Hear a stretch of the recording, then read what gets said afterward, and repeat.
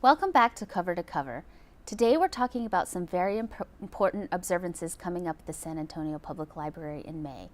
One of the roles of the library is to enlighten and educate the community, to promote tolerance, and to help members of our community understand the importance of acceptance. This May, the library will observe the Holocaust Learn and Remember. This annual observance is a commemoration and remembrance of the Holocaust. Here to tell us more about the program is Howie Nestel, co-founder of the Holocaust Learn and Remember. Howie, welcome to the show and thank you for being here. Thank you. It's good to be here. Again, second year. Absolutely. And this is the fourth annual Holocaust Learn and Remember. Right. So I guess the first 2 years I didn't get to come out on TV to talk about it, but I'm glad I'm here today. Yes, you earned your keep here. So now you're here on the show. So tell me a little bit about the background and the history of how the Learn and Remember programming got started. Yeah, thank you. I will tell you that it started as a brief breakfast social conversation with Ramiro Salazar, the director of the public library. And somehow we got to talking about the Holocaust, and I told him that I had just given a talk at the Yom HaShoah Day, which is the Jewish Holocaust Day of Remembrance. And I told him I had given a talk, and I mentioned some things about my uncle who's a Holocaust survivor. And so he asked me if is there any type of event similar to that, but for the broader community, meaning for the general population of San Antonio. And I said, not that I know of. As a matter of fact, I've lived in a half dozen cities across the U.S., and I have not heard of a general city-wide event commemorating or remembering the Holocaust. So he said, we should do one. And then we left it at that. And then the next time we got together, we talked about what kind of ideas we could generate to do some type of learning event. And that's how the Holocaust Learn and Remember, which is the name of the program, was created. And now we're on our fourth year, and we've had at least visitors to the exhibit numbering in the thousands. We've had events, speaker events at all of the branch libraries, again with hundreds of attendees. And then we generally do one either big opening event or one big closing event that's also very well attended. And it's basically a learning event for the general population of San Antonio. Yeah, absolutely. And this year's opening event is on May 2nd at 10 a.m. in the morning, and it's at the Holocaust Museum, correct? Correct. And that we're generally treating as a press conference and an introduction to the event to invite the citizens of San Antonio to come out to visit the website, which is learnandremember.org, and to see a listing of all of the events that are going to be taking place during the month that they can come out to, that are all free, by the way. Right, absolutely. And I think it sets a really important tone about the importance of the observance, why we're doing this. And the Holocaust itself, it's a very, deep and subject matter to talk about. And what advice would you have to those out there who want to learn more, who want to attend the programs, but may feel a little bit intimidated even by the subject? Right. I'll tell you, I'm one of those that's intimidated by the subject. When we first started with Holocaust Learn and Remember, one of the initial strategic partners that we had in putting on these learning events was a library called the Mazal Holocaust Library. It's no longer here in San Antonio. It's now living in Colorado. But I spent 10 years volunteering at the library, looking at videos, images, and reading documents, Nuremberg trials, transcripts, and it was just very difficult material to get through. I came to the conclusion that a lot of people don't want to learn much more about the Holocaust because it's in the past and there's nothing they can do about it now. However, I took a different approach and I said, what can we learn from it to keep some of those things from happening again? So while we don't strictly focus on the 6 million Jews that were murdered during the Holocaust, we talk about other groups that have been targeted. So we talked about gypsies, homosexuals, political dissidents, people with physical and mental disabilities that were targeted by the Nazis.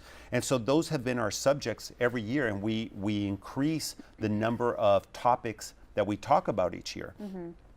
And then we also have topics and speakers that are age appropriate. So you can look at that on our website and determine whether or not your child would be,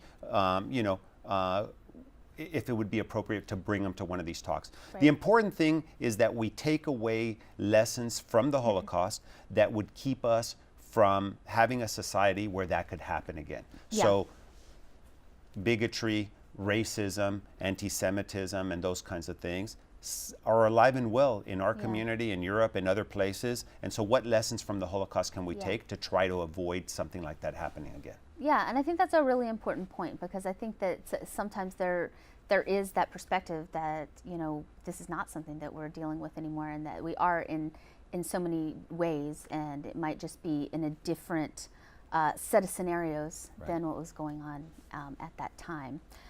So tell me a little bit more about like some of the programmings that we're going to see. We're going to hear from survivors and people who have had firsthand experience through their families. Yes, I mean, that's unique to San Antonio and to a few other cities across the country that have Holocaust survivors, people that were in concentration camps that are still alive, that will talk about that in public. There are very few of them left, unfortunately, and to hear a first-hand account from somebody who was at a concentration camp or had at least some experience during the Holocaust is a unique privilege.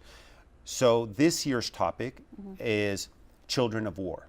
And so even though some of the speakers that are Holocaust survivors are now in their 80s, and we even had a speaker last year in his 90s, these people were children during the time of the Holocaust. And so the theme, Children of Holocaust, is what we're going to be focused on this year. We have programs not only from survivors, but from college professors, university professors, the superintendent of 6 charter schools who actually traced the life of Anne Frank by going and doing a video blog of all the places that Anne Frank visited from the date of birth to the date of death. And so he's going to give a talk. His name is Bruce Rockstro, and it's just fascinating talks.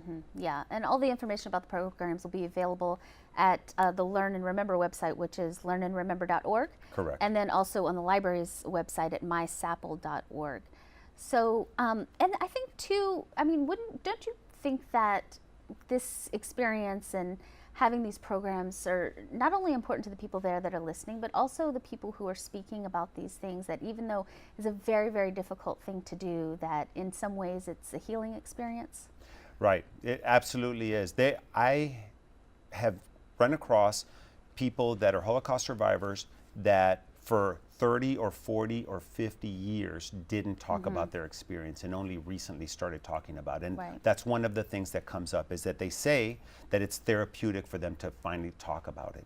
Some of them were only able to talk about it with their immediate family. Some of them, quite conversely, could only talk about it in public but never wanted to bring it up to their family. Right. So it is therapeutic. We have also other people. I think it's important even for the speakers that were not directly connected to the Holocaust to give these kinds of talks, because it legitimizes the fact that they've done this research and now they have an audience to share that with. So Dr. Roger Barnes, who's the head of the sociology department for the University of Incarnate Word, he'll be one of our speakers. And he just recently, as recent as this January, went to Eastern Europe and in Poland specifically, and visited, I think, either 6 or 8 concentration camps. And he's going to give a talk and show some slides of some of the things that he saw while he was there. Oh, wow, that's very interesting, and it will be a very impactful program. And then the closing event, the keynote speaker that we have, that's going to be May 22nd, May 26th at Central Library. So tell me a little bit about the presenter of this program. Right, that I'm very excited to have him down here. His name is Dr. Bernd Wallschläger, and he has a phenomenal story. So every year for Holocaust Learn and Remember, we try to come up with a keynote speaker that is really a wow factor or an outside the box factor. So this guy does not fit the typical pattern of what we've had. But I ran across his story, I contacted him, invited him to come down. He's never spoken here in San Antonio, and his talk is good. I don't want to tell you all the details, but let me just say this. He was born in the 1950s, but his dad was a highly decorated Nazi tank battalion commander. So as he started asking his dad, who was considered a war hero, by the way, for the Nazis, he started questioning about what the Nazis were actually doing, who their enemies were, and what their process was for in essence, eliminating undesirables. Caused some family struggles. He ended up leaving home, and I'll let you guys listen to his actual talk in person when he gets down here. But he's going to tell you that story, and he lives now in Florida, and he's a doctor, and he's raising his own kids, and he's been back to give them tours of the concentration camps. Yeah, absolutely. An unexpected story, but certainly with some new perspectives and some different perspectives on how to think about this whole entire subject. Yep, and one of the books that Dr. Walschlager wrote is Growing Up in the Shadows of a Hero. Okay, so his dad was a hero for the Nazis, but of course, he turned that experience of what he did, what his dad did, into a way of making amends to the people that his dad murdered, and what he ended up accomplishing. Dr. Walschlager in his own life is quite remarkable, and how much he's given back and what he's done for humanity. So, yeah. Well, I look forward to that program, and I hope that all of you viewers out there will join us on May 26th at Central Library. Howie, we have about half a minute left. Is there anything else that you just want to add as far as the upcoming observance that you want to tell our viewers? For sure, visit the website. That'll be updated. It'll even be updated throughout the month if new things come up. So learnandremember.org. And I know that it's a heavy subject. However, it's always important to continue to learn from the past, and help avoid some of the problems or some of the conflicts and things that have happened in the past. Be a part of the solution. And that's really the whole purpose behind Learn and Remember. What have we learned from the past, and how can we make this a better world to live in? Yeah, very well put. And thank you for being on the show, Howie. Thank you.